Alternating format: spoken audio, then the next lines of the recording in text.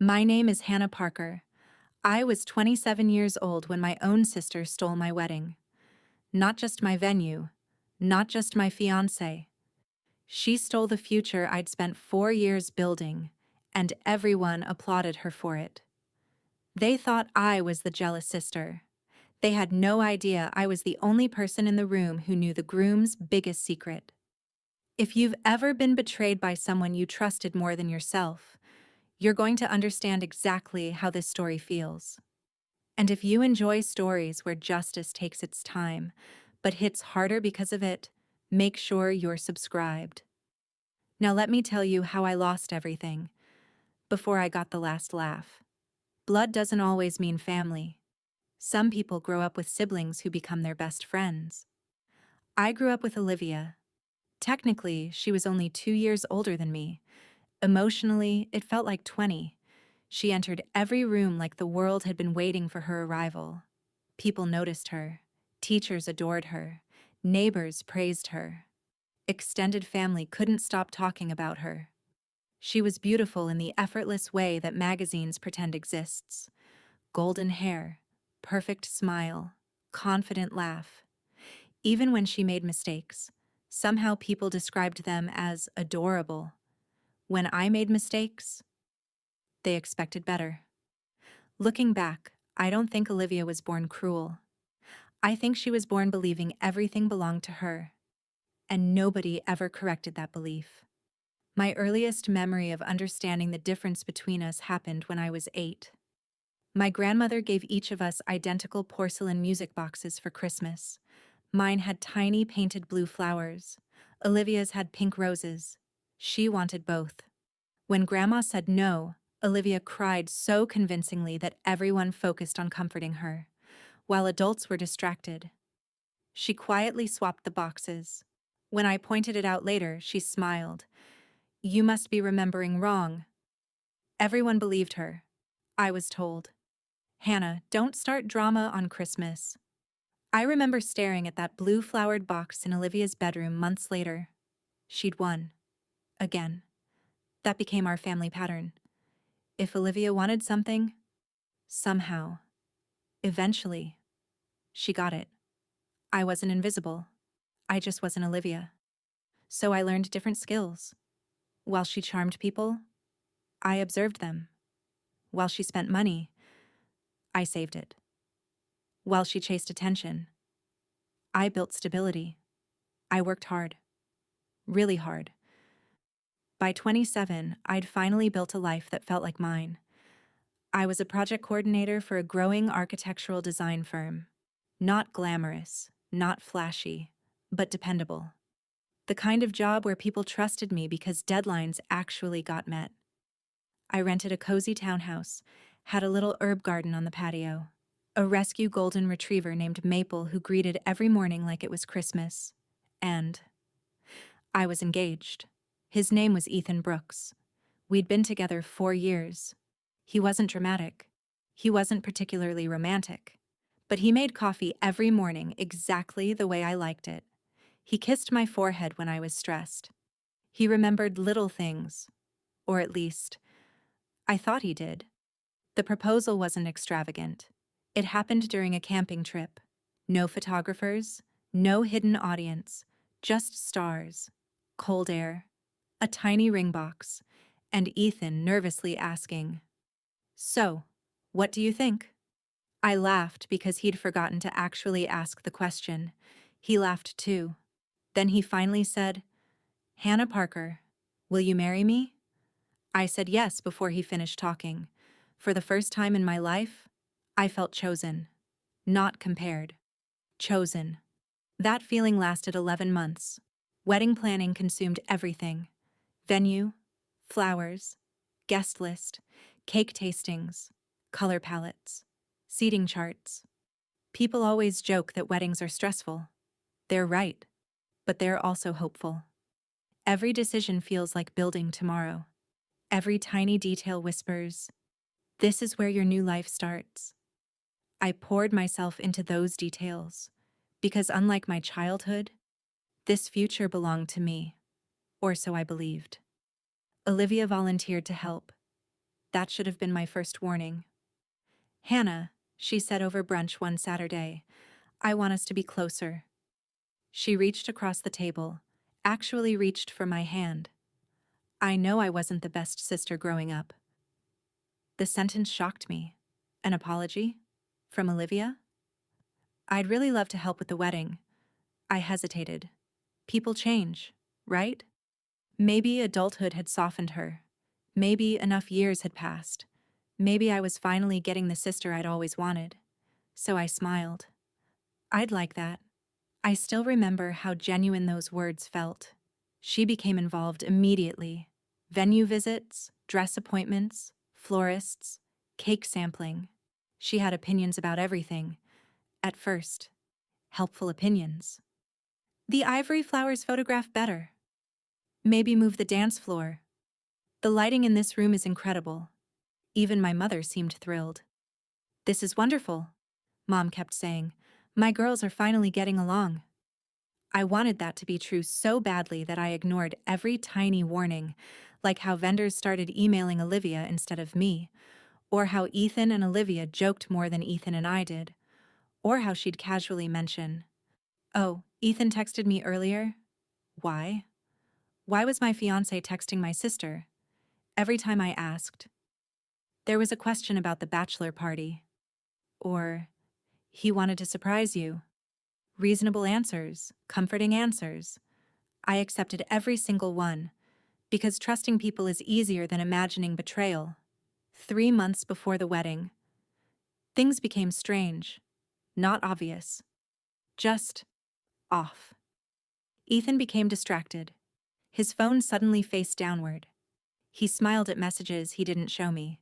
When I asked if everything was okay, he'd kiss my forehead. I'm just stressed. I believed him. Again. Then one evening, Maple needed emergency surgery. She'd swallowed part of a tennis ball. The vet bill was enormous. I was sitting in the clinic waiting room crying quietly into terrible vending machine coffee. I called Ethan, straight to voicemail, again. Voicemail, again, nothing. I called Olivia, no answer. Hours later, Ethan finally texted. Sorry, phone was on silent. Simple, short, cold. When he arrived home, he smelled like expensive perfume. Not mine, I noticed, then immediately hated myself for noticing. You're paranoid. He's stressed. Don't become one of those jealous women. I talked myself out of my own instincts. It's amazing how often we betray ourselves before anyone else gets the chance. 2 weeks later, I accidentally became the last person to know something. I walked into my parents' house without knocking. Mom was laughing in the kitchen. Olivia stood beside her. So, Ethan said, silence. Both women looked at me, too quickly. Mom forced a smile. Oh, Hannah. What? What? You stopped talking. No, we didn't. You literally did. Olivia laughed. You've always been dramatic. That word. Dramatic. The same word I'd heard since childhood. The universal family translation for, please stop noticing things that make us uncomfortable. I drove home feeling hollow, not angry. Not yet. Just unsettled. Like walking into your house and realizing someone moved all the furniture half an inch. Nothing looks wrong, but everything feels wrong. The real nightmare began on a rainy Tuesday. I arrived early for a scheduled meeting with our wedding venue. I wanted to finalize seating layouts. The coordinator greeted me strangely. Oh, she blinked. I wasn't expecting you. I smiled. We had a meeting. She looked confused. I thought your sister handled everything yesterday. My sister? Yes. She made all the final changes. I laughed. No. There must be some mistake. There isn't. The coordinator slowly turned her computer monitor toward me. Every contract, every payment update, every seating adjustment. Authorized, completed, under Olivia's name. My stomach dropped. There has to be some misunderstanding. Then she said the sentence that changed everything. I thought the wedding belonged to your sister. I couldn't breathe. For a full 5 seconds. Nothing. Just silence. Rain tapping the windows. Air conditioner humming. Someone laughing somewhere down the hallway. My entire body felt disconnected. What do you mean? The coordinator frowned. She introduced herself as the bride. I stared at her. Surely there had to be an explanation, a joke, a paperwork mix-up, anything except the truth beginning to take shape in the back of my mind. Because once that thought appeared, I couldn't force it away. What if this wasn't a misunderstanding?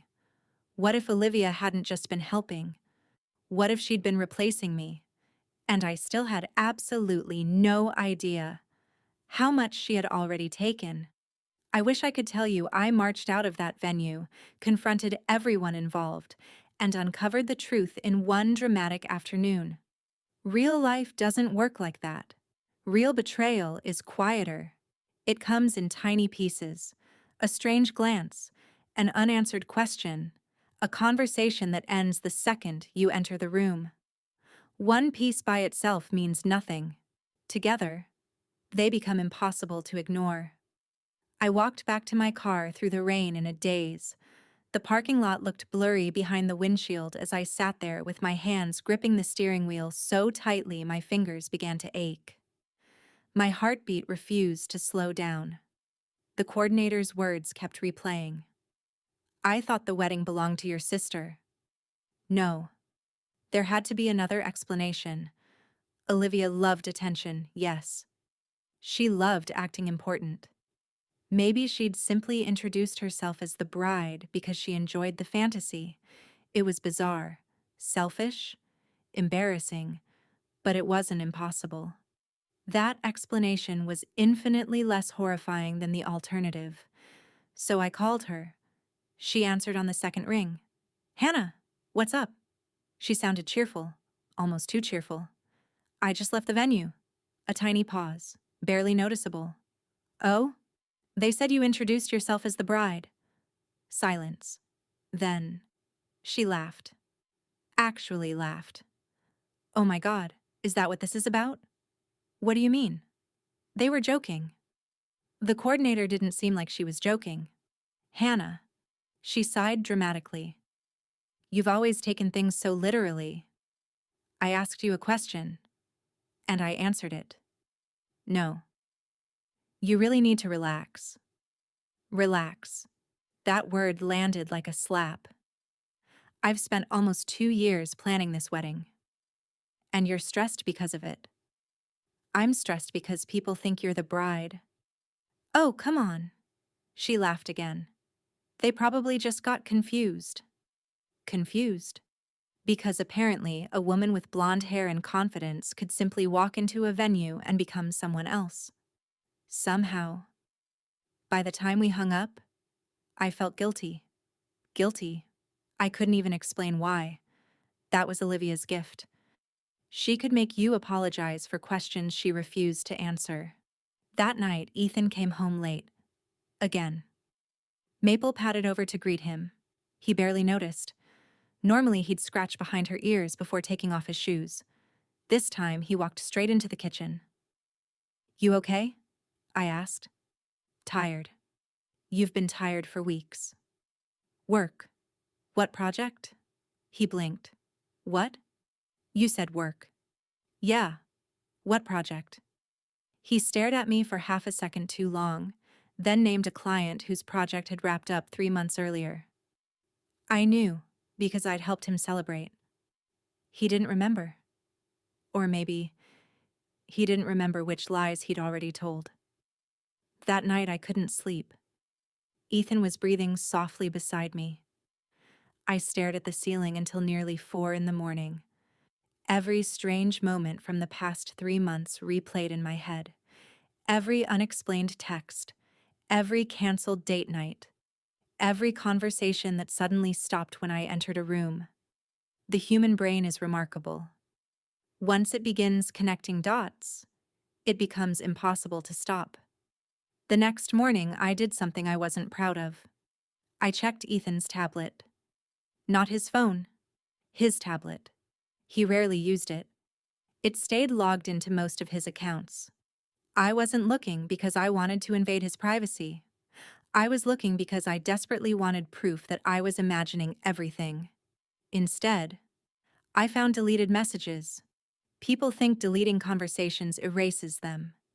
Cloud synchronization says otherwise. Most of the thread had been removed. Fragments remained.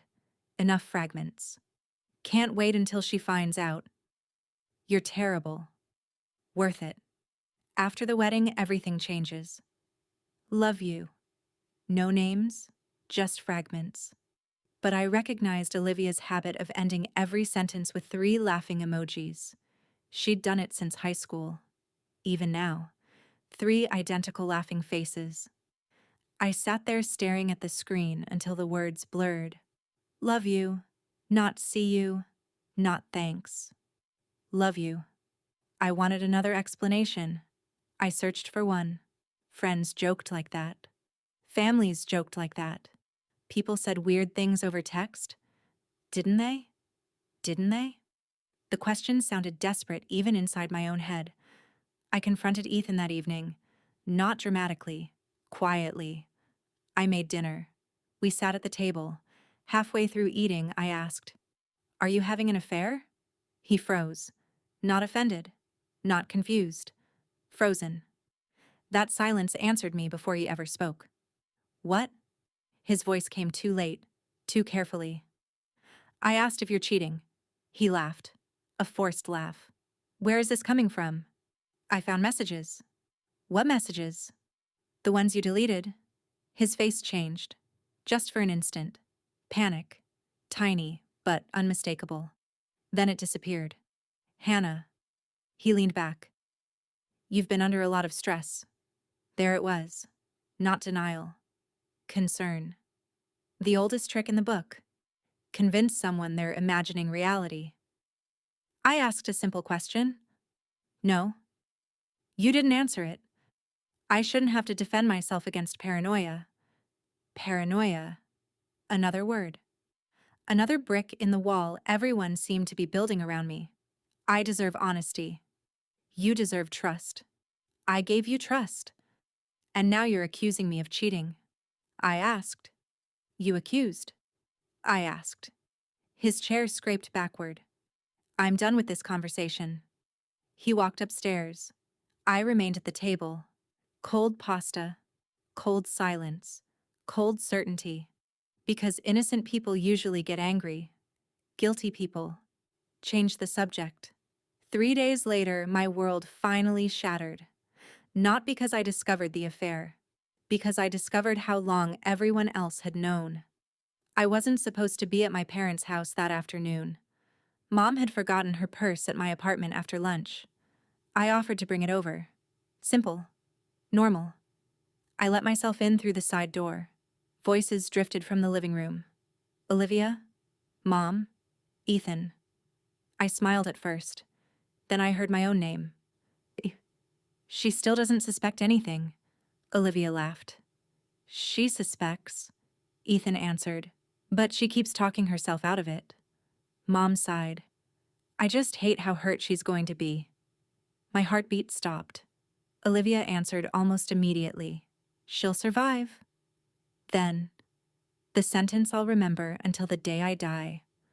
I've loved Ethan longer than she has anyway. Silence. Mom didn't argue. She didn't say that was ridiculous. She didn't defend me. Instead, she asked quietly, when are you two going to tell her? Tell me. Not if. When. I backed away from the doorway before anyone saw me. The purse slipped from my hand onto the hallway floor. Nobody heard it. Or maybe they were too busy discussing the destruction of my life. I don't remember driving home. I honestly don't. There are entire miles missing from my memory. Shock does that. It protects you by stealing pieces of reality. I threw up the second I walked into my bathroom. Again and again. Not because Ethan loved someone else, because my own mother knew. Everyone knew. Except me. I sat on the bathroom floor for almost an hour. Maple rested her head against my knee without making a sound.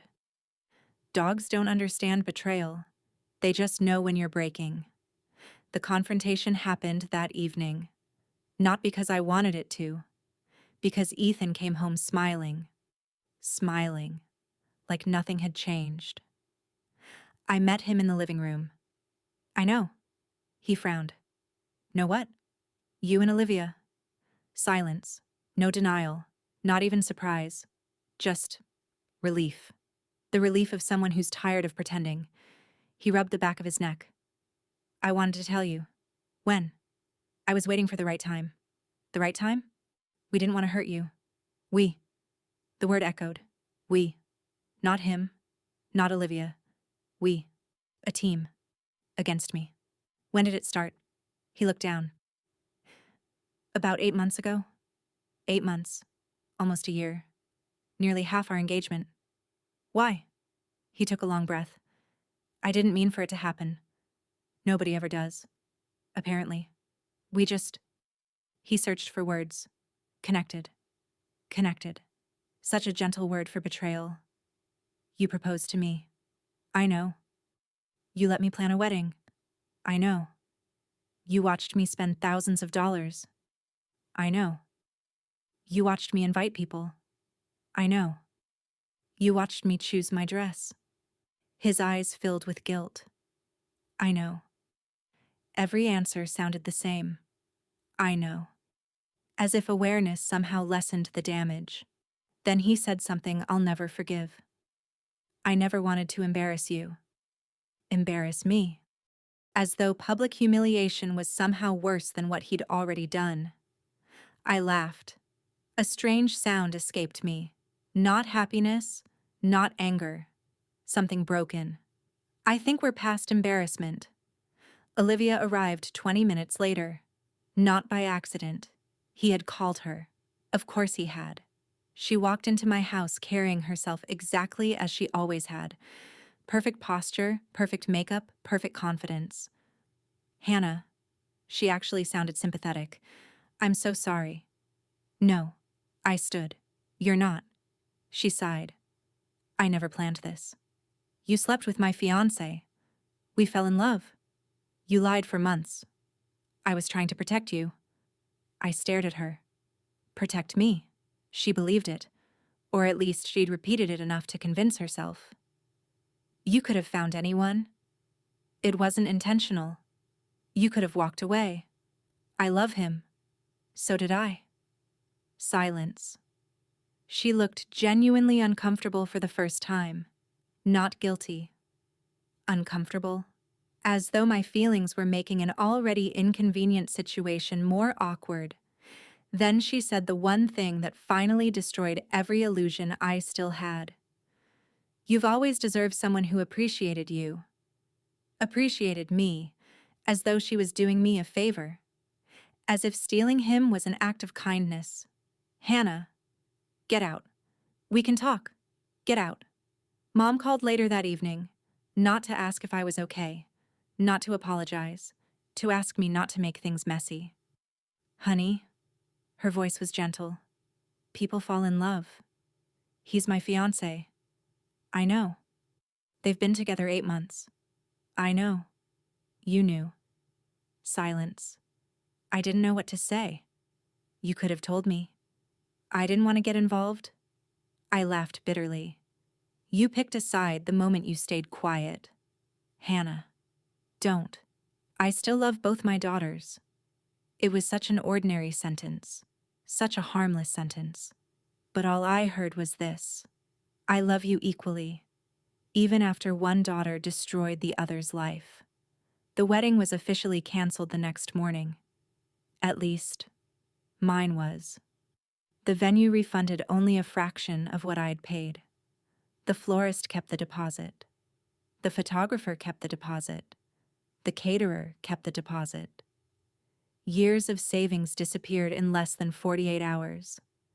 Money hurts, but not nearly as much as realizing every dream attached to that money is gone too.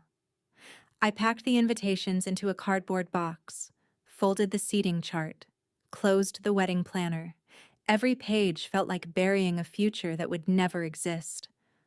I thought that was the end. I truly did. I believed the worst thing Olivia could do was steal the man I loved. I underestimated her. Again. Because 2 weeks later, an ivory envelope arrived in my mailbox. No return address. Inside was a wedding invitation. Elegant, expensive, beautiful. The bride, Olivia Parker. The groom, Ethan Brooks. The venue was mine. The date was the exact date I had spent nearly 2 years planning. She hadn't just taken my fiancé. She hadn't just taken my wedding. She intended to stand at the altar I had chosen, surrounded by the flowers I had picked, listening to the music I had selected, welcoming the guests I had invited, and she expected me to watch. At the bottom of the invitation, written neatly in blue ink, was a handwritten note. I hope one day you'll be happy for us. I read it 3 times. Then I noticed something else. The handwriting wasn't Olivia's. It was Ethan's. I stood alone in my kitchen, staring at those words until my hands began to shake.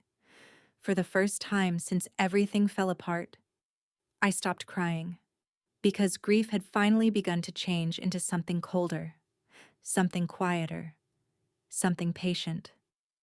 I didn't know exactly what I was going to do yet, but for the first time, I wasn't thinking about surviving. I was thinking about consequences. And 3 days later, a complete stranger knocked on my front door. The man introduced himself with 5 words that would change everything. I'm looking for Ethan Brooks. He wasn't selling anything. He wasn't lost. And the thick envelope tucked under his arm contained a secret that neither Ethan nor Olivia realized was about to follow them all the way to the altar. The knock came at exactly 3:17 in the afternoon. Not loud, not urgent, just 3 deliberate taps against the front door. I almost ignored it. Over the previous few weeks, I had stopped answering calls from unfamiliar numbers and stopped opening the door unless I was expecting someone. Every interaction felt exhausting. Every expression of sympathy came with curiosity hiding behind it. So, what really happened? People never ask because they want to help. They ask because tragedy is entertaining when it belongs to someone else. Maple barked once, then stood beside the door with her ears perked. I looked through the peephole. A man in his late 50s stood on the porch, dressed in a charcoal gray suit despite the summer heat. He carried a weathered leather folder under one arm. He didn't look nervous. He looked tired. When I opened the door, he offered a polite smile. Miss Hannah Parker? Yes. I'm sorry to bother you. His voice was calm, measured. My name is Daniel Mercer. I had never heard the name before. I'm looking for Ethan Brooks. My stomach tightened. He doesn't live here anymore. The man nodded as though he had expected that answer. I was afraid you might say that. He glanced down at the folder in his hands. Would you mind if I asked you one question? I suppose. When was the last time you saw him? I folded my arms. Why? He hesitated, not because he didn't want to answer, because he was deciding how much I deserved to know. Finally, he said quietly, because if the information I have is correct, he's getting married in less than 3 weeks. I stared at him. How do you know that? He let out a long breath. Because he's still legally married. For a second, I thought I'd misheard him. I'm sorry. The words barely came out. What did you say? Daniel opened the folder and removed several photocopied documents. Marriage certificate, court filings, address records, dates, names, official seals. Nothing looked fake. Nothing looked exaggerated. At the top of the marriage certificate was Ethan's full legal name. Below it, a woman named Rebecca Lawson. Date of marriage, 6 years earlier. Date of divorce, blank. There wasn't one. I looked up slowly. No, I wish I were mistaken. There has to be some explanation. There usually is. He gave a sad smile. It's rarely a good one. I invited him inside. Neither of us touched the coffee I'd made. He explained everything carefully. Rebecca was his niece. She had married Ethan in another state shortly after college. Within 2 years, Ethan had vanished. No formal separation, no divorce, no forwarding address. Just gone. Rebecca had spent years trying to locate him, mostly to finalize the divorce, partly because he still owed her a substantial amount of money. He disappeared, Daniel said quietly. Eventually, we stopped expecting answers. So how did you find him? A wedding website. I blinked. What? He and your sister posted engagement photographs online. My chest tightened. We recognized him immediately. He slid another paper across the table, a printed screenshot. Olivia smiling, Ethan beside her. The caption read, "Counting down the days until forever." Daniel looked almost embarrassed. We weren't trying to ruin anyone's wedding. I believed him. His face carried none of the satisfaction I'd imagined, only regret. I simply needed to locate him. I spent nearly an hour examining every document. Everything matched. Birth dates, addresses, signatures, even old photographs. Younger Ethan, longer hair, the same smile, the same eyes, the same man, legally married. My pulse pounded in my ears. For weeks, I had imagined revenge in abstract terms. Expose them, embarrass them, make them hurt. But this wasn't something I had created. This wasn't a scheme. It was simply the truth. The kind of truth capable of collapsing an entire wedding before the first dance. Daniel interrupted my thoughts. I don't know what happened between the two of you. You don't. But if you still care about him? I laughed softly. No. Then perhaps encourage him to settle this quietly. Quietly. I almost admired the irony. There was nothing quiet left in my life. After he left, I spread every document across my dining table. Maple rested beneath the chair while I stared at them for hours. My mind kept returning to one question. Should I tell Olivia? The obvious answer was yes. If roles were reversed, wouldn't I want someone to tell me? Wouldn't I deserve to know? Then another memory surfaced. She'll survive. Olivia's voice, calm, dismissive, followed by another. I hope one day you'll be happy for us. And another. We fell in love. Not once had she shown genuine remorse. Not once had she asked whether I was eating, sleeping, breathing. She had taken my future and mailed me an invitation to watch. I wasn't responsible for protecting her from the consequences of her own choices.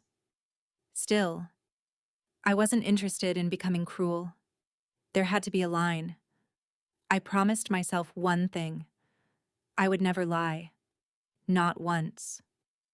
Whatever happened next would happen because people were confronted with the truth. Nothing more. Nothing less. Over the next week, I learned something surprising. Keeping a secret can be heavier than carrying grief. Every morning, I woke knowing something that could destroy an entire wedding. Every evening, I wondered whether I should use it. Some nights, I convinced myself to call Olivia. Other nights, I imagined her laughing. My emotions shifted hourly. Anger, sadness, relief, guilt, resolve. Sometimes all within the same afternoon. Then Ethan called. The first time since moving out. I almost declined. Instead, I answered. Hannah. His voice sounded strangely gentle. I wanted to check on you. I closed my eyes. You've got a remarkable sense of timing. I know things have been difficult. Difficult? I never wanted this. You've said that. I mean it. Silence stretched between us. Finally, he spoke again. I hope someday we can be friends. Friends. After everything. I almost laughed. Instead, I asked, are you telling Olivia everything? What do you mean? Everything. A pause. What exactly are you asking? There it was. Carefulness. I was just curious. He relaxed immediately. There's nothing to tell. Nothing. The lie arrived so smoothly it barely sounded rehearsed. I thanked him for calling, then hung up. That single conversation made my decision. He wasn't planning to tell her. Not before the wedding, maybe not afterward either, which meant he was about to make her part of a lie she'd never agreed to. For all Olivia had done, she still deserved the truth before signing a marriage license that couldn't legally exist. But she wasn't going to hear it from Ethan. A few days later, I received another surprise. My cousin Megan invited me to lunch. She had always been the quiet one in the family. Never dramatic. Never interested in gossip. We met at a small cafe downtown. She looked uncomfortable almost immediately. I probably shouldn't tell you this. Then don't. She shook her head. No. I think you should know.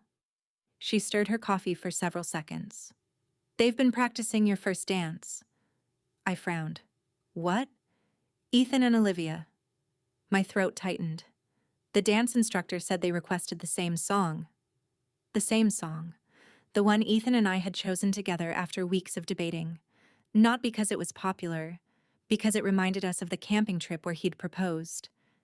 Except apparently, it reminded him of nothing. Megan reached across the table. I'm sorry. I nodded. I know. I just couldn't let you hear it from someone else. As we stood to leave, she quietly added, not everyone in the family agrees with what happened. I looked at her. She smiled sadly. They're just louder than the rest of us. For the first time in weeks, I felt a little less alone.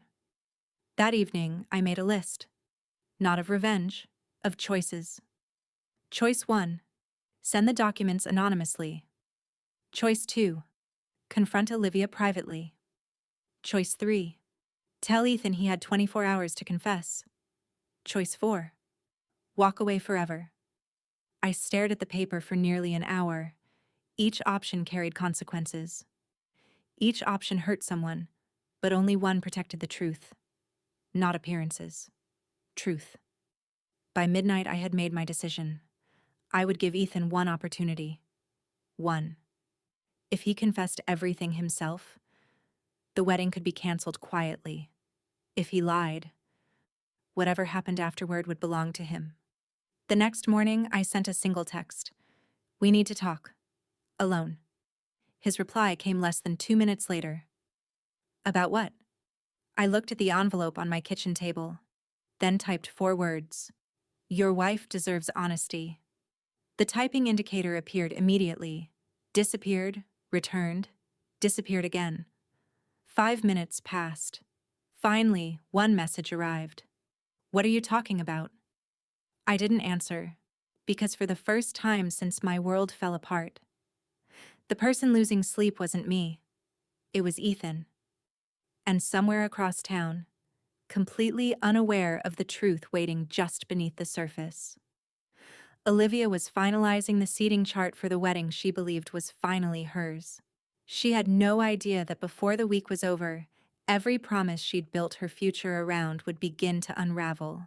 The night before the wedding, I slept for exactly 43 minutes, not because I was nervous, because I had finally reached that strange place where fear runs out of room. For weeks, I'd imagined every possible outcome. Ethan confessing, Olivia refusing to believe me, my family blaming me for ruining another happy occasion. By then, I had accepted something that would have terrified the old version of me. I couldn't control what anyone believed. I could only decide whether I was willing to stay silent. And I wasn't. I met Ethan exactly where he'd agreed to, a quiet coffee shop on the edge of town. He arrived 10 minutes late, wearing sunglasses despite the cloudy morning. He looked tired, really tired, the kind of tired that comes from sleeping beside a lie. He sat across from me. What is this about? I slid the sealed envelope across the table. You should open it. He frowned. What is it? The truth. He hesitated before opening it. The moment he saw the marriage certificate, Every bit of color drained from his face. He didn't have to read the entire page. He recognized it immediately. He whispered one word. No. Yes. He flipped through the remaining documents with shaking hands. His breathing became uneven. Where did you get these? A man named Daniel Mercer. His eyes closed. For several long seconds, neither of us spoke. Finally, he whispered, I can explain. I imagine you can. It isn't what it looks like. I almost smiled. I'd heard that sentence in movies my entire life. It sounded just as hollow in person. We separated years ago. You never divorced. I was going to. But you didn't. It became complicated. No.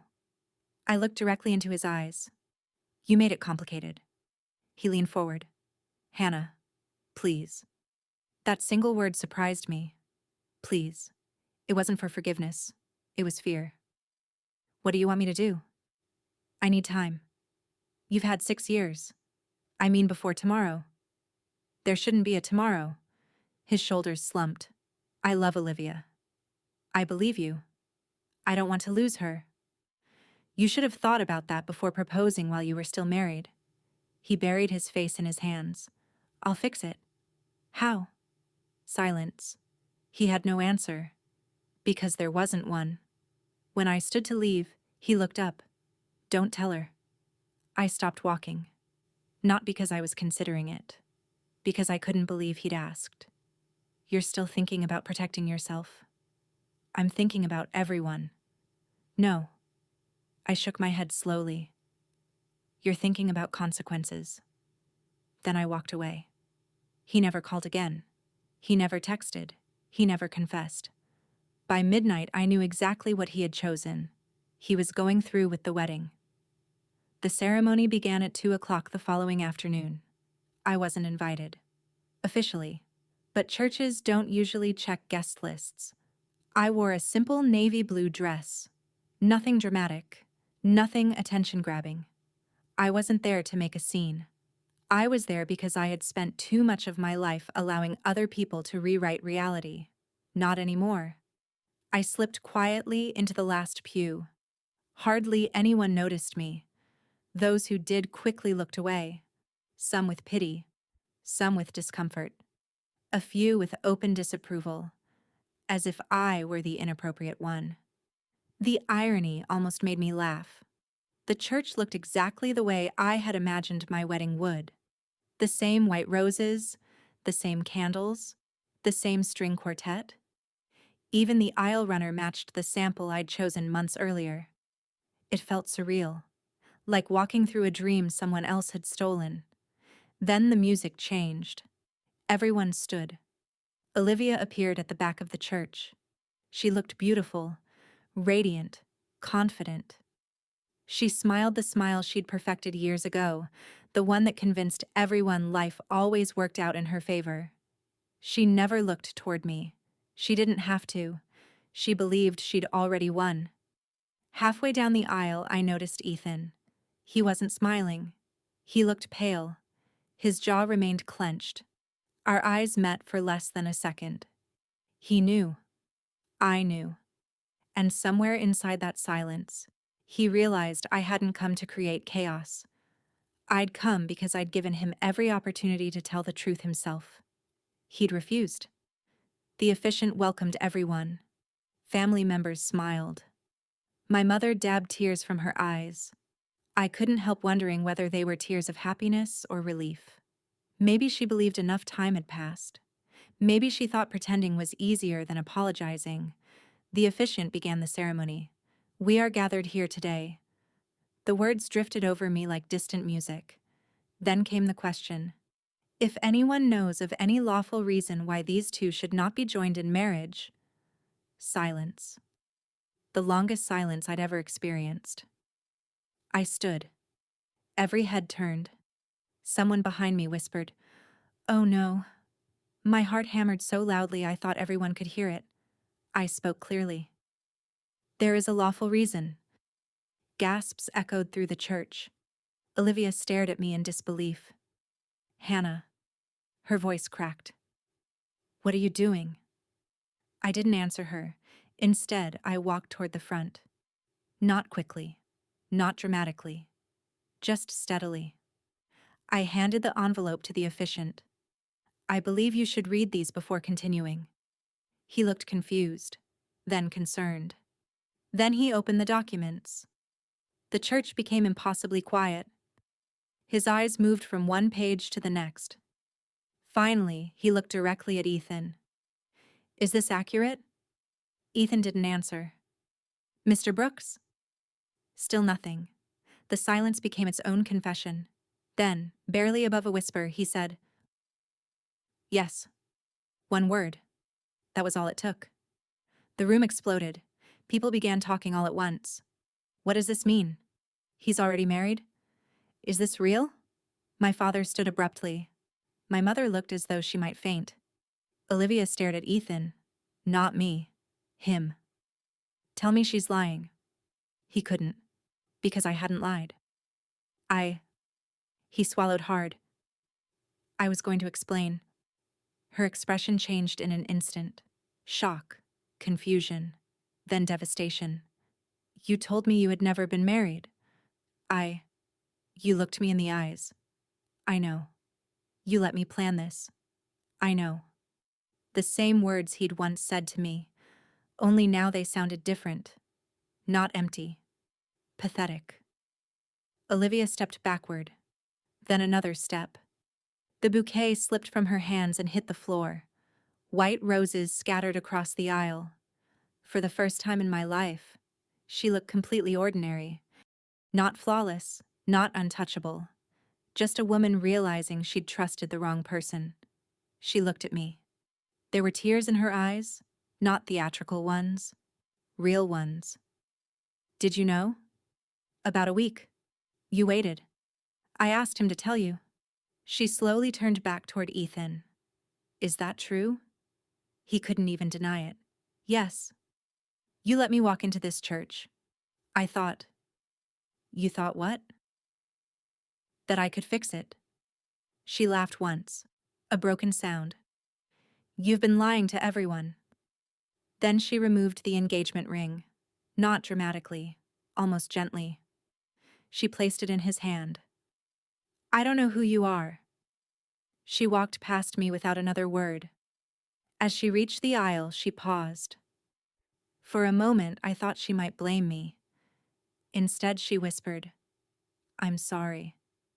The words were almost lost beneath the murmurs filling the church. But I heard them. They weren't enough to erase everything.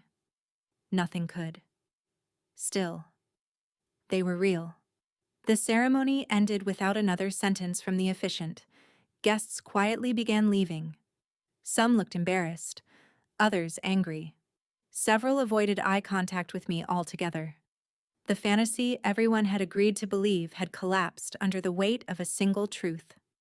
Outside, sunlight broke through the clouds. People gathered in small groups, whispering. For once, nobody was looking at Olivia with admiration. Nobody was looking at Ethan with envy. They were simply looking at two people whose choices had finally caught up with them. A week later, I learned Ethan had contacted Rebecca and finally agreed to complete the divorce she'd been seeking for years. It was the first honest thing he'd done in a long time. Whether it came from guilt or necessity no longer mattered to me. Olivia called me nearly a month after the wedding. I almost didn't answer. I don't expect forgiveness, she said before I could speak. You shouldn't. I just wanted you to know. She paused. You were right. Those words would have satisfied the version of me who wanted revenge. The woman I'd become wanted something different. I didn't need to be right. I know. I needed someone to stop lying. Neither of us spoke for several seconds. Then she quietly said, I think I've spent my whole life believing that wanting something meant I deserved it. I looked out at Maple sleeping in the backyard. Maybe now you know the difference. She cried softly. I didn't. Not because I lacked compassion, because some wounds heal without tears. My relationship with my family never returned to what it had been. Some apologized, some never did. I stopped waiting for people to become who I wished they were.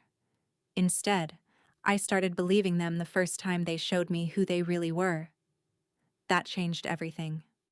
Nearly 2 years later, I visited the same lakeside campground where Ethan had once proposed. This time, I went alone. I sat beneath the stars with a cup of coffee and realized something that surprised me. I didn't miss him. I didn't miss the wedding. I didn't even miss the life I thought I'd lost. Because it had never really been mine. It had been built on someone else's dishonesty. The future I wanted deserved a stronger foundation than that. For years, I believed my sister stole my wedding. In a way, she did. But she also unknowingly saved me from marrying a man who had been lying long before he ever met me. And that's the strange thing about truth. It doesn't always arrive in time to prevent heartbreak. Sometimes, it arrives just in time to prevent a lifetime of it. The best revenge wasn't standing in that church. It wasn't watching their wedding collapse. It wasn't being proven right. The best revenge was refusing to build the rest of my life on someone else's lies. That was something no one could ever steal from me again.